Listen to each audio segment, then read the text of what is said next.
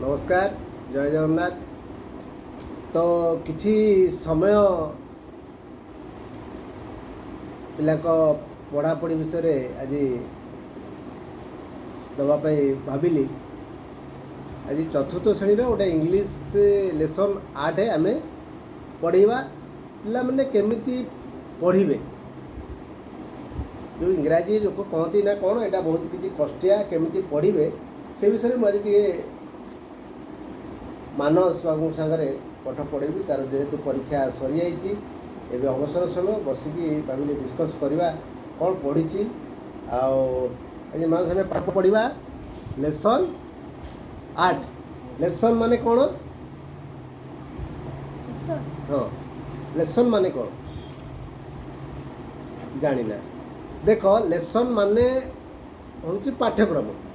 जदि न जानिच सब बेले चेष्टा करिवो इंग्राजी पढ़िबा बेले रीडिंग पढ़िबो पढ़ी कि जोटा न आसु लेसन माने पाठ्यक्रम पचारिबो मिसिंग पचारिबो। जो पिला स्कूल ले गुरुजी गुरुमा को न पचारे ताले से पिलार किसी एक्टिविटी नहीं जोटा कि अधिक शिखबार प्रयास जो पिलार अच्छी से पचारे जदि जार नहीं से हाँ पढ़े सेमती कि सब तुम चेष्टा कर जो जिनसा तुमको न आसो गुरुजी गुरुमा को पचार। इंग्राजी पढ़ला बेले प्रथम आमको मोर गुरु पढ़े मोर ट्यूशन गुरु मु बहुत भल पाए असित कुमार त्रिपाठी गुरुजी को मोर नमस्कार। पढ़ेवा शैली एत सुंदर थिला से कहले आगे प्रथम रीडिंग पढ़िबो जो वार्ड शब्द तुम्हें तार इंग्रेजी पढ़ी न पार्छ ताको लिखिबो मान न जानी जो लिखिबो तापर तुम पढ़िबो सरलीक हो आम पढ़ा। तो socialization of the stranger at the door आम आज ये लेसन 8 गोपबंधु विषय पढ़ा जस्ट किसी समय ताले इंग्रेजी पढ़वार शैली जापर। प्रथम लेसन टाक पढ़ जोटा तुम जोटा जानूच इंग्राजी रीडिंग जापारना से लिख जोटा तार माने जाना तार ओडिया शब्द जाना ताकू लिख लिखिद प्रथम तापर स्कूल हो स्कूल जो पचार जब ट्यूशन हो जाऊँ किसी कथा ना स्कूल पचार गुरुजी गुरुमा को यही वार्डर माने कौन सब लिख आग्रह कर पढ़ार सब बेले आग्रहटा हूँ स्कूल ट्यूशन कथा छाड़ स्कूल गुरुजी गुरुमा को प्रश्न करवा जो पिला प्रश्न करे से पिला हूँ बेस्ट। तो आम आज गोपबंधु पढ़ा socialization teacher tells you his story. तो ये प्रथम पढ़ कौन all of you must have heard about Gopabandhu Das. Must heard about Gopabandhu Das. All माने कौन? ऑल माने कौन? समस्ते। गुड। तो ये कौन कहला तार ओडिया संपूर्ण आज जो चतुर्थ श्रेणी परीक्षा सर ओडिया मानेटा कहीपर कि वही जो all of you must have heard about Gopabandhu Das कहीपर?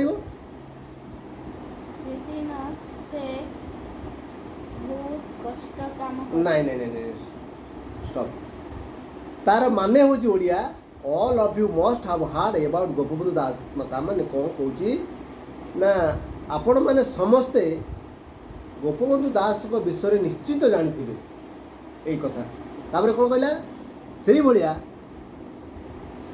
से भाया पढ़ो आगे तापर जोड़ा मुझे जोड़ा कही न जापर लिख ए पंचम पाठरू यहाँ तो आम रफली ए कन्वर्सेसन करवा पंचम श्रेणी पाठ बेलू संपूर्ण बही जो लेसन हो पढ़ जो वार्ड न जापार इंग्राजी शब्द लिख ओडिया मान न जानी लिख तापर तार माने से वार्ड को तुम्हें भल भाव स्पेलिंग नब वार्ड ट्रांसलेशन नब नेला जाए से विषयटा पढ़ो भल। तापर what do the people of Odisha call him.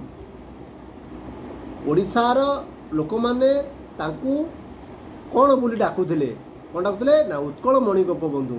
Utkalmani Gopabandhu ओडिशावासी डाकुले। Do you want to know what he did one day. आपण जानिबा को चाहूछंती कि दिने से कौन करथिले? It was known, it was time of lunch यहाँ पूरा दीपर समय मध्याह्न भोजन थिला गोपबंधु हार्ड दैट डे से दिन गोपबंधु बहुत कठिन परिश्रम करते ही हेल्प दी पोर पीपुल गरीब लोकों से बहुत कठिन परिश्रम करती दे वे आर सफरिंग फ्रॉम कोलेरा जो माने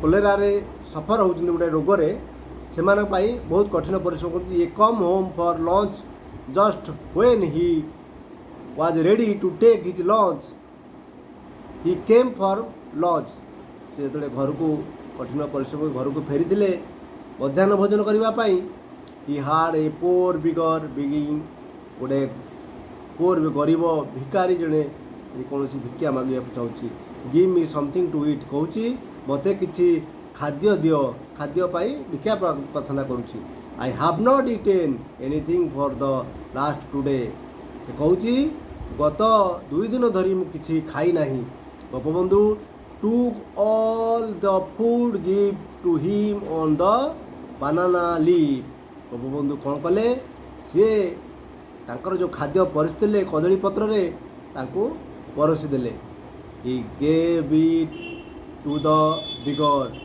से भिकारी जन को परोसी देले द बिगर टू घी फूड से भिकारी जनकर बिगर माने भिकारी जनकर खाद्य खाइले Gopabandhu was very happy thought he was hungry himself Gopabandhu was very happy thought he was hungry himself Gopabandhu बहुत खुशी हेले जेहेतु से खिदार्थु थे भोकिला थे से खाद्य देकी बहुत खुशी हो गले तेणु read the text below the topic of the next is very similar to what do heard about Gopabandhu ये विषय गोपबंधु विषय या हूँ तथ्य कौन चाहूले निजे न कहीं अपर को दवा भाव रखुले एबे जो सोसाइटी अच्छी तुम्हें बड़ हम सब बेले चिंता कर सोसाइटी केमती समस्ते भल रे मोर सांग साथी बंधु बांधव जेकोसी लोक जब विपद पड़े तो साहाय्य करने चेष्टा करेंगे